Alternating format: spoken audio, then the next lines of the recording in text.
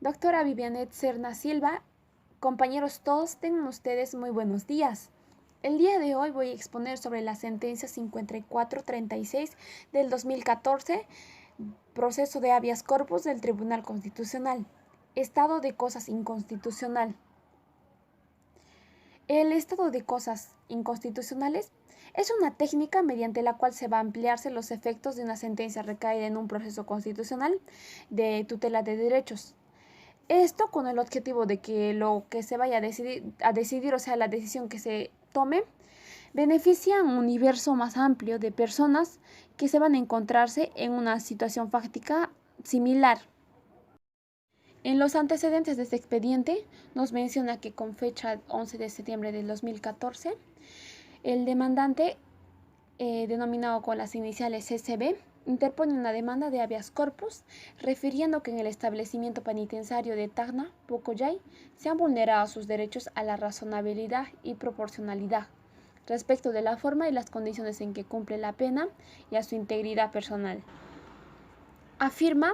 que se encuentra recluido desde el 21 de marzo del 2012 y que él padece de unas enfermedades que son la gripe y la bronquitis y que éstas se han tornado en crónicas al no haber sido atendido de una manera oportuna. También alega que dio a conocer sus antecedentes clínicos ante el órgano correspondiente y que también solicitó la atención médica de un especialista que realice los diagnósticos y el tratamiento. Sin embargo, el médico no verificó las condiciones en las que vive, debido a que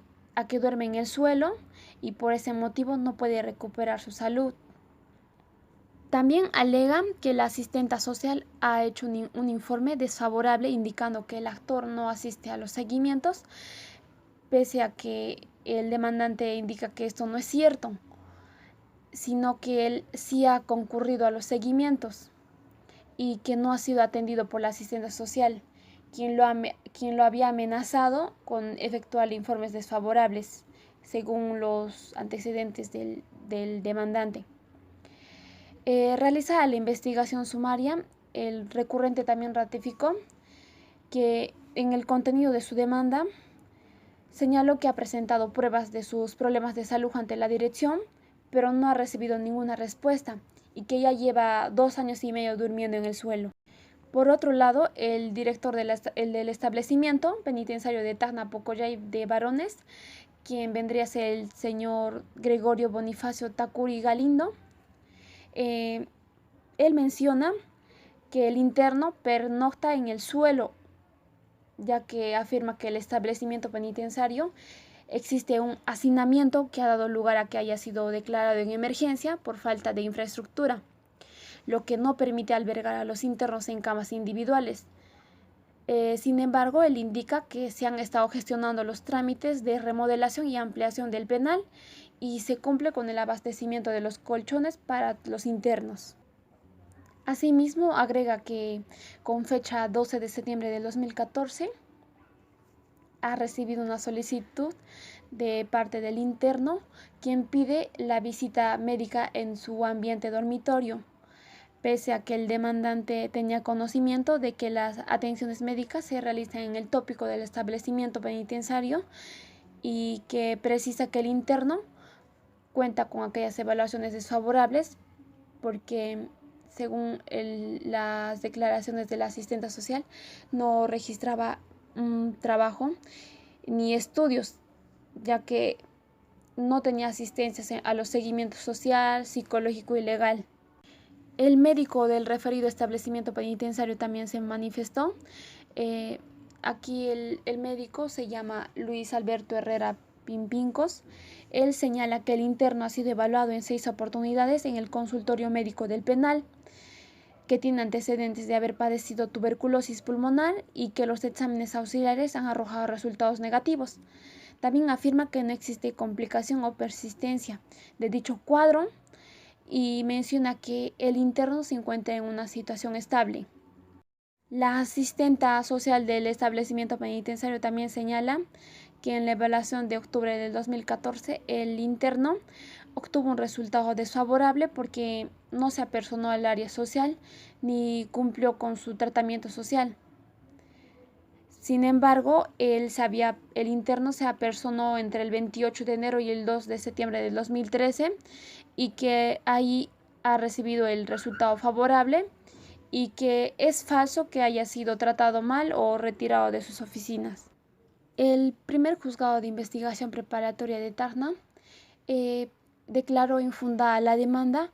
por estimar que el demandante ha recibido la atención oportuna en el servicio de salud del penal, ya que así indica su historia clínica, y que no se ha verificado la amenaza por parte de la asistente social que alega el interno, y que también conforme al acta del Consejo Técnico Penitenciario se autorizó la evaluación especializada del interno y se concluyó que no requiere evaluación especializada. La Sala Penal Superior de la Corte Superior de Justicia de Tacna confirmó ya también la resolución apelada por considerar que la administración penitenciaria no ha incumplido con esa obligación de brindar la atención médica que requiere el demandante. Agrega que no existe ningún acervo probatorio que vaya a demostrar aquellos supuestos maltratos de parte del personal de servicios de asistencia social. También el demandante, a través del escrito del recurso de agravo constitucional de fecha 27 de octubre del 2014, alega que no se ha verificado las condiciones en las que vive. Él manifiesta que a los demás internos sí se les ha otorgado una cama y viven en mejores condiciones. Posteriormente, este tribunal solicitó una información en materia sanitaria relativa a las personas recluidas en el establecimiento penitenciario, al Instituto Nacional Penitenciario, que vendría a ser el INPE.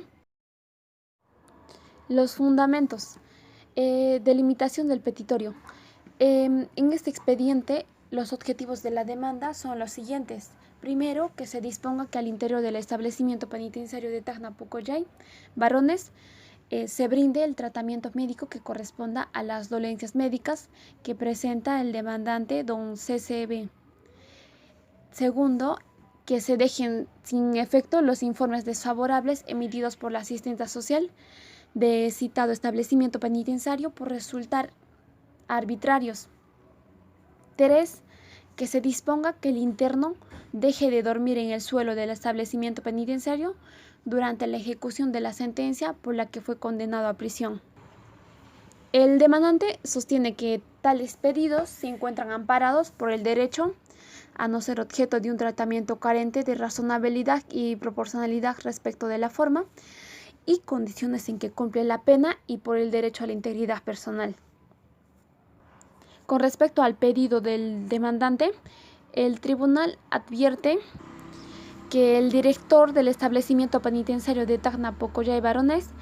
explicó en el presente proceso de habeas corpus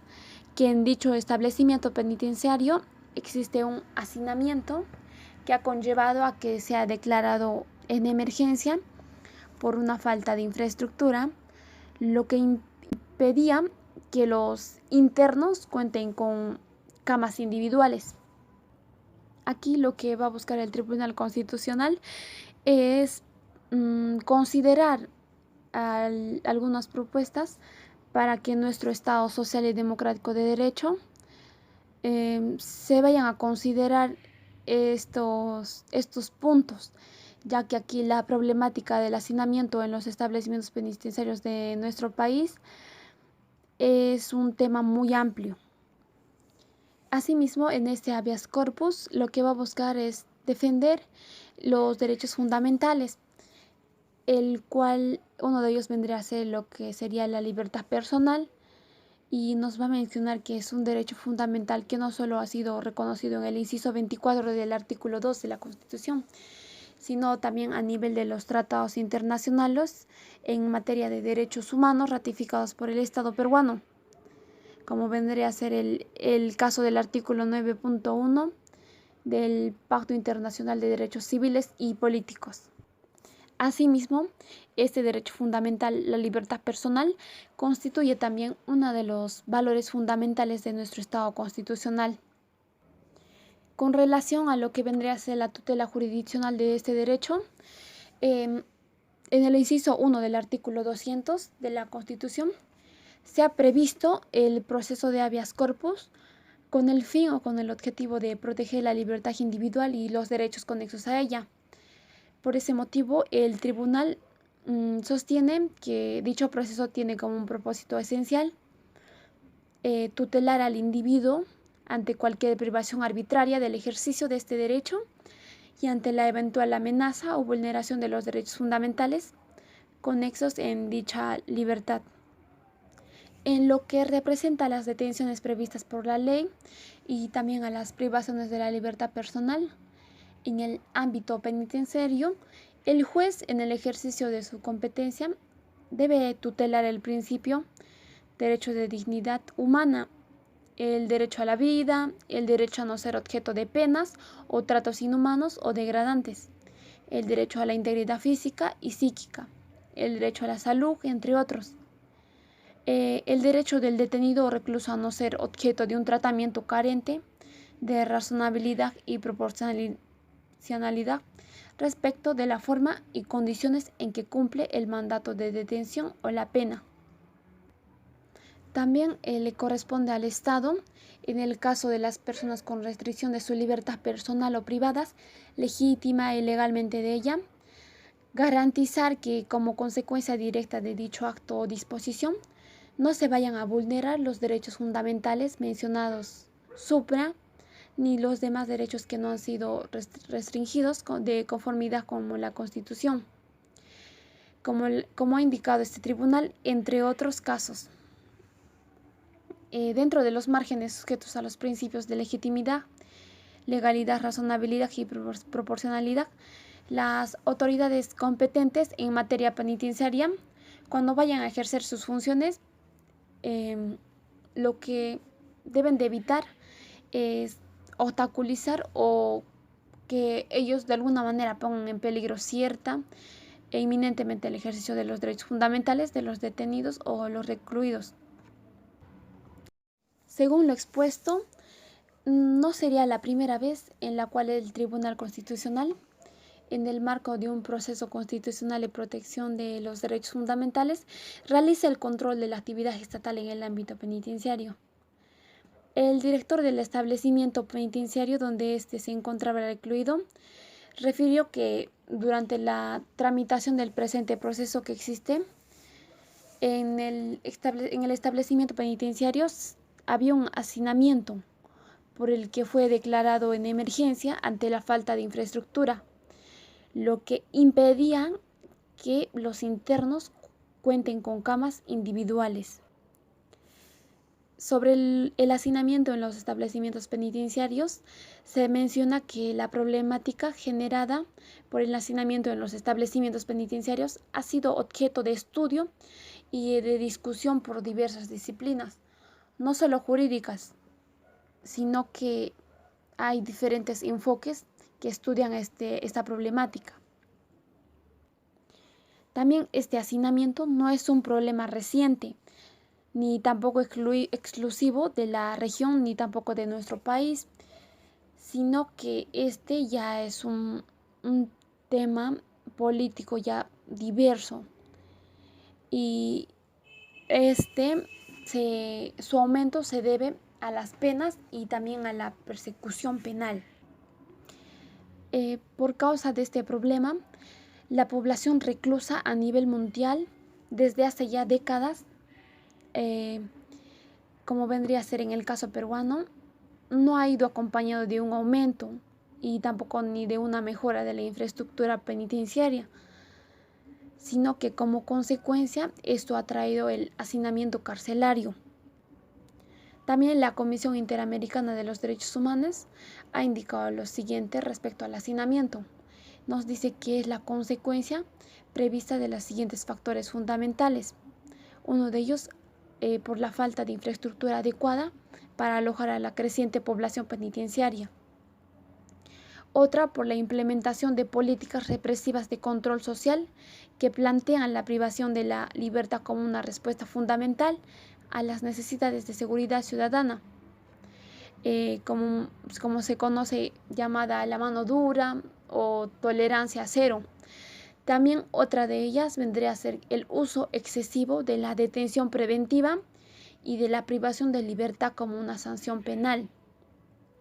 Y como última también menciona uno de los factores y dice que la falta de una respuesta rápida vendría a ser una de las consecuencias, ya que al no tener una respuesta rápida y efectiva por parte de los sistemas judiciales para poder tramitar las causas penales, lo que va a ocasionar va a ser un hacinamiento que vaya aumentando cada vez más y más las personas en los penales. A nivel del Sistema de Protección Universal de los Derechos Humanos, el artículo 10 del Pacto Internacional de los Derechos Civiles y Políticos reconoce lo siguiente: que toda persona privada de libertad será tratada humanamente y con el respeto debido a la dignidad inherente al ser humano. También menciona que los procesados estarán separados de los condenados, salvo en circunstancias excepcionales, y que serán sometidos a un tratamiento distinto, adecuado a su condición de personas no condenadas. Y que los menores procesados estarán separados de los adultos y deberán ser llevados ante los tribunales de justicia con la mayor celeridad posible para su enjuiciamiento. En el párrafo 1 de ese artículo que hemos leído, el artículo 10, aquí impone a los estados, a las partes, una obligación positiva en favor de las personas especialmente vulnerables por su condición de personas privadas de libertad, y completa la prohibición de la tortura y otras penas o tratados crueles, inhumanos o degradantes. Las personas privadas de la libertad no solo pueden ser sometidas a un trato incompatible con el artículo 7, sino también a penurias o a restricciones que no sean las que resulten de la privación de la libertad, sino que deben garantizarse el respeto de la dignidad de estas personas en las mismas condiciones aplicables que se les da a las personas libres. Se debe de tratar a todas las personas privadas de libertad con humanidad y respeto de su dignidad, ya que así lo va a indicar, lo va a fundamentar la ley para que tenga una aplicación universal. Y esta norma debe de aplicarse para todas las personas por igual, sin distinción de ningún género, como por ejemplo por motivos de raza, ya sea por color, por sexo, por idioma, por religión, por opinión política o de otro género, ya sea, digamos, por un origen nacional, social, patrimonio, nacimiento o cualquier otra condición. Asimismo, que los sistemas penitenciarios no solo deben estar orientados solamente a que el convicto o en este caso, el detenido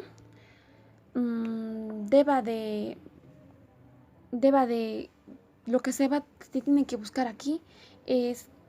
lograr la reforma y la readaptación social del preso para que de esta manera se pueda reinsertar de manera correcta a la sociedad. El tribunal estima también pertinente destacar algunas reglas, como vendría a ser la regla número 1, que pretende es que todos los reclusos serán tratados con el respeto que se merecen, su dignidad y valor intrínsecos en cuanto seres humanos, que ningún recluso va a ser sometido a tortura ni a otros tratos o penas crueles, inhumanos o degradantes, contra los cuales se habrá de proteger a todos los reclusos y no podrá invocarse ninguna circunstancia como justificación en contrario. Se va a velarse en todo momento por la seguridad de los reclusos, el personal, los proveedores de servicios y también los visitantes. Y como regla número 2, nos menciona que con el propósito de aplicar el principio de no discriminación, las administraciones penitenciarias tendrán en cuenta las necesidades individuales de los reclusos, en particular de las categorías más vulnerables en el contexto en el contexto penitenciario, que se deben de adoptar medidas de protección y de promoción de los derechos de los reclusos con necesidades especiales y que no se debe de considerar medidas discriminatorias. Como regla número 4, nos dice que los objetivos de las penas y las medidas privativas de libertad son principalmente proteger a la sociedad contra el delito y reducir la reincidencia. Estos objetivos solo pueden alcanzarse si se aprovecha el periodo de privación de libertad para lograr en lo posible la reinserción de los ex reclusos en la sociedad tras su puesta en la libertad, de modo que puedan vivir conforme a la ley y mantenerse con el producto de su trabajo. Y como regla número 5, nos dice que el régimen penitenciario procurará reducir el mínimo las diferencias entre la vida en prisión y la vida en libertad que tienden a debilitar el sentido de responsabilidad del recluso o el respeto a su dignidad como ser humano. Lo que hará las administraciones penitenciarias va a ser facilitar todas las instalaciones y los acondicionamientos razonables para asegurar que los reclusos con discapacidades físicas, mentales o de otra índole participen en condiciones equitativas y de forma plena y efectiva en la vida en prisión. También dentro de estas reglas de aplicación general se van a encontrar algunas referidas que van a ser separadas por categorías, ya sea por alojamiento, higiene personal, ropas y cama, alimentación, ejercicio físico, deporte, servicios médicos, entre otras. Y también habrá reglas especiales que se van a encontrar destinadas a los reclusos penados, como vendría a ser los beneficios, trabajo, reclusos con discapacidades o enfermedades mentales, las personas detenidas o encarceladas sin imputación de cargos, y otras también. La Corte Interamericana de los Derechos Humanos ha sostenido en su informe sobre los derechos humanos de las personas privadas de libertad en las Américas lo siguiente, que el hacinamiento de personas privadas de libertad puede llegar a constituir en sí mismo una forma de trato cruel, inhumano y degradante, violatoria del derecho a la integridad personal y de otros derechos humanos reconocidos internacionalmente. En definitiva, esta situación constituye una grave deficiencia estructural que trastoca por completo el cumplimiento de la finalidad esencial que la Convención Americana le atribuye a las penas privativas de libertad, la reforma y la rehabilitación social de los condenados. En este expediente, en los fundamentos también nos menciona que en el año 2000, la Defensoría del Pueblo, en uno de sus informes, titulado Derechos Humanos y Sistema Penitenciario, Supervisión de Derechos Humanos de Personas Privadas de la Libertad, de 1998 a 1999, daba cuenta de una sobrepoblación carcelaria como consecuencia de distintos factores, entre ellos el aumento de las penas. Y lo que concluyó la Defensoría del Pueblo es que los 86 establecimientos penales de nuestro país tienen una capacidad de albergue de 19.974 personas y que teniendo en consideración que la población penal a junio de 1999 ascendía a un total de 27.428 internos. Es evidente que aquí existe una sobrepoblación promedio nacional de un 37.32%. También este problema se puede verse en la situación del penal de Lurigancho, que tiene un índice más alto de sobrepoblación, con un 82.74%, y que también tiene una sobrepoblación del 265.45%, ya que tiene solo una capacidad de albergue para 1.500 internos y que para esas fechas tenía una población real de 6.633 personas. De igual manera, el penal de mujeres de Chorrillos, que fue construido con con un aforo de 250 internas, tenía en ese entonces una población de 854 personas, lo que significaba que este excedía en un 241.6%, y que también después de 20 años de haber realizado ese análisis, en diciembre del 2018, la Defensoría del Pueblo volvió a hacer otro diagnóstico de las mujeres y de los varones de los penales del sistema penitenciario, que se titulaba Retos del sistema penitenciario peruano, un diagnóstico de las mujeres y varones. Y aquí nos decían que la realidad de las cárceles a nivel nacional excedía aquí en sus establecimientos penitenciarios, ya que menoscababa los derechos humanos de las personas privadas de libertad. Al encontrarse aquí una sobrepoblación y el hacinamiento, que resultaba ser el elemento detonante de la situación y de la violencia cotidiana que se vive en algunos penales. De acuerdo a las cifras del Instituto Nacional Penitenciario, a agosto del 2018, la población penitenciaria ascendía a un total de 89.166 internos e internas, mientras que la capacidad de albergue solo era de 39.156 plazas a nivel nacional, lo que nos daba a entender que existía un hacinamiento que alcanzaba el 128%. Entonces, con respecto a esta vulneración de los derechos fundamentales causadas por el hacinamiento, la Defensoría del Pueblo indicó lo siguiente,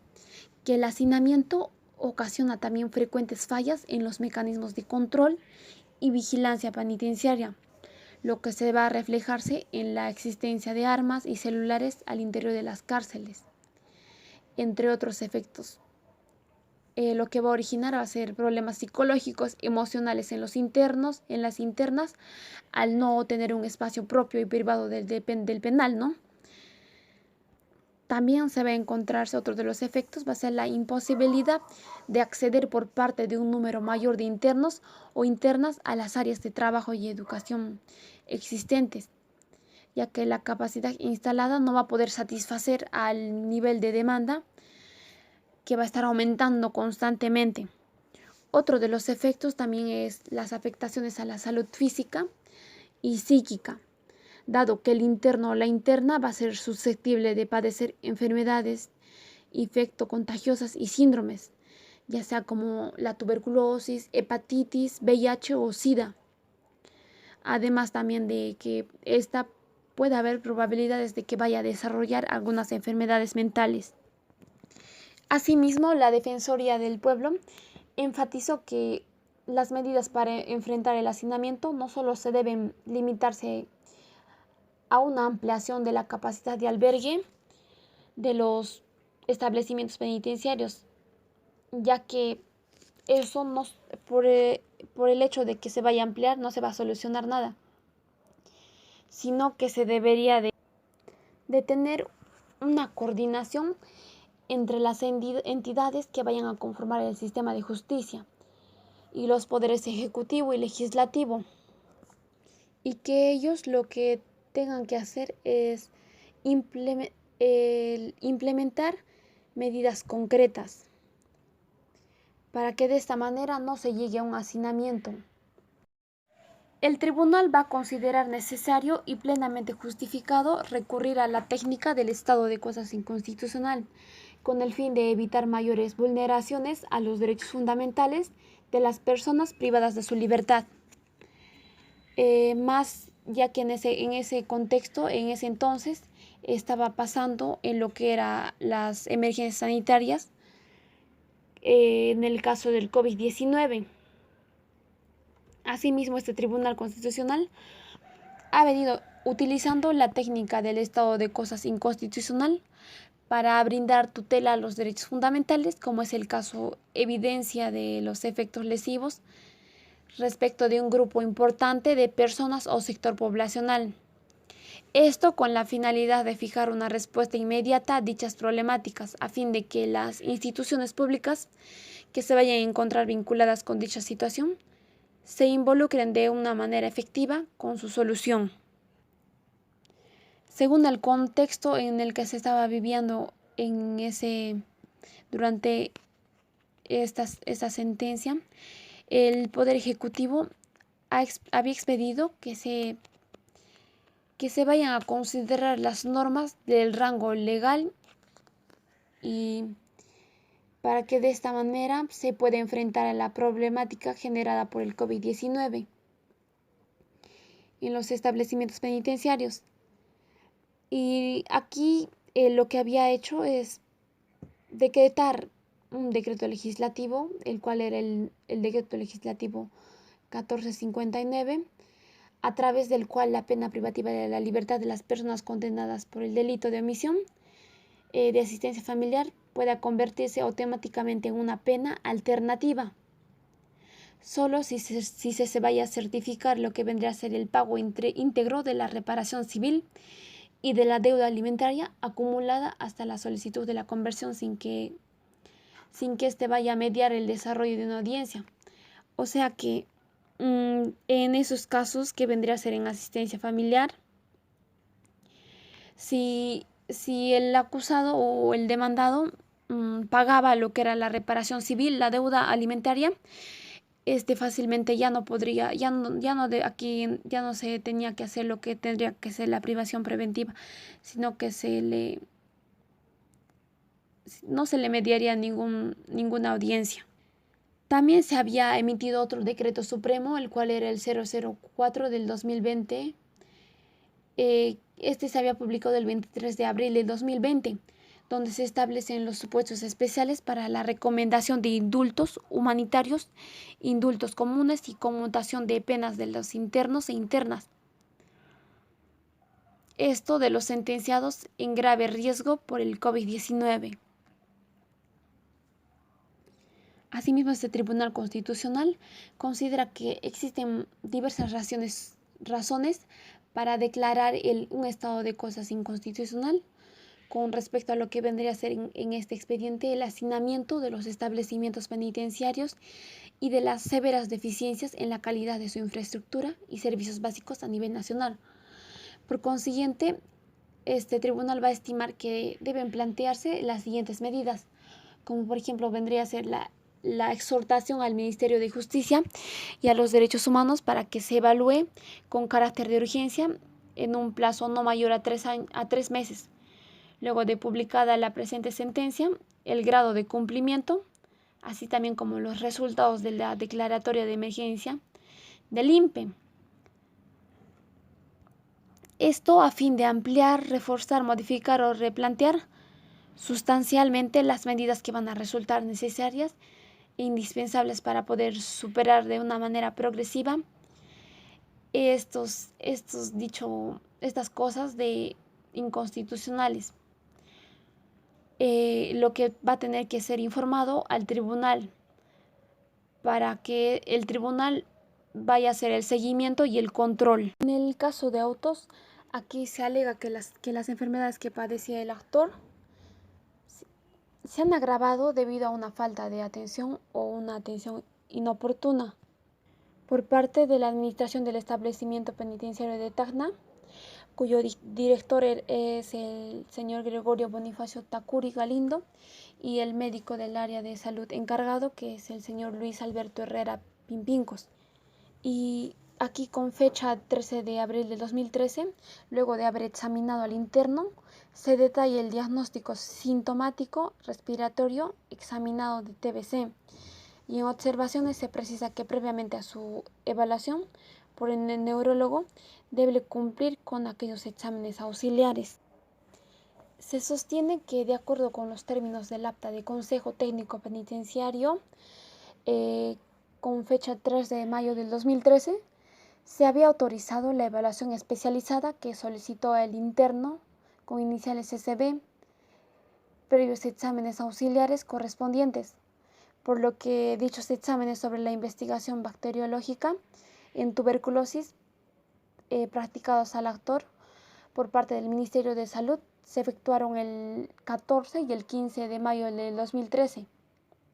y el cual arrojaron como un resultado negativo,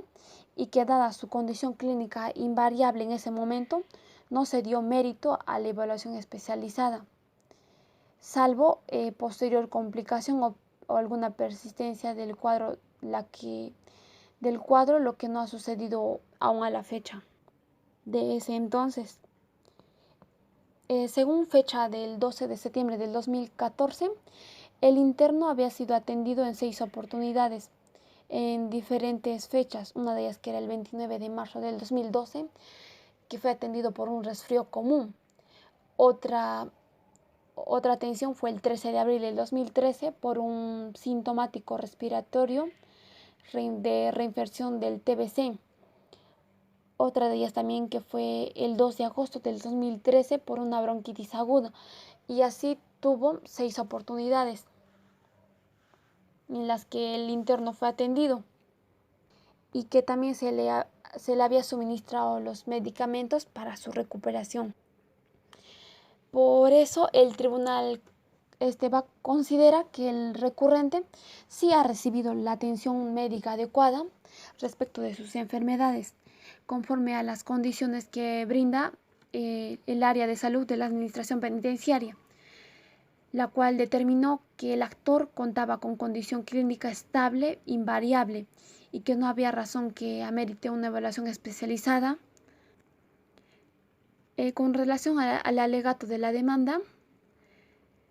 aquí refiere que el actor sí había solicitado una específica atención médica por un especialista, y que éste sí había sido atendido con las debidas atenciones médicas que se realizan en el tópico del establecimiento penitenciario. Ahora, respecto al cuestionamiento del actor referido a aquellos informes que eran desfavorables, que habían sido emitidos por la asistenta social del citado establecimiento penitenciario, era pertinente advertir que aquellos por sí mismos no guardan una relación directa con el agravamiento de la reclusión del interno. Pues aquí el Consejo Técnico Penitenciario del establecimiento menciona que esto solo era para hacer un seguimiento al interno, para calificar lo que vendría a ser las actividades que vaya a tener este. Finalmente, el tribunal va a entender que va a corresponder al director del establecimiento penitenciario, antes mencionado, constatar la condición en la que el demandante pernocta y dotarle de los objetivos necesarios que la administración penitenciaria pueda brindarle, agotando todas las alternativas posibles con la que efectivamente vayan a contar. Y que en este último extremo sí se había acreditado la afección del derecho a no ser objeto de un tratamiento carente de razonabilidad y proporcionalidad respecto de la forma y las condiciones en que el demandante cumple la pena que le fue impuesta. Por estos fundamentos, el Tribunal Constitucional, con la autoridad que le confiere la Constitución del Perú, ha resuelto declarar fundada en parte la demanda del interno con iniciales SB por la vulneración de su derecho a no ser objeto de un tratamiento carente de razonabilidad y proporcionalidad respecto de la forma y condiciones en que cumple la pena en el establecimiento penitenciario de Tacna, y ordenar a su director adoptar las medidas necesarias para superar dicha afectación. Asimismo, declaró fundada en parte la demanda del interno CCB por la vulneración de su derecho de petición, y ordenar al director del establecimiento que dé respuesta por escrito inmediatamente al pedido del interno, que la administración penitenciaria tiene la obligación de responder las solicitudes de los internos, realizar todos aquellos actos que sean necesarios para poder evaluar el contenido de lo solicitado y expresar el pronunciamiento correspondiente, el mismo que contendrá aquellos motivos por los que se acuerda acceder o no a lo peticionado. También declarar que existe un estado de cosas inconstitucional respecto del permanente y crítico hacinamiento de los establecimientos penitenciarios y las severas deficiencias en la capacidad de albergue y calidad de su infraestructura e instalaciones sanitarias de salud, de seguridad, entre otros servicios básicos a nivel nacional. Asimismo, va a exhortar al Ministerio de Justicia y a los Derechos Humanos para que elabore un nuevo Plan Nacional de la Política Penitenciaria del 2021 al 2025 con características de política de Estado que deberá elaborarse en un plazo no mayor a 3 meses desde la fecha de publicación de la presente sentencia e incluir de manera prioritaria las medidas referidas en el fundamento 107b de la presente sentencia. Eso sería todo, profesora. Gracias.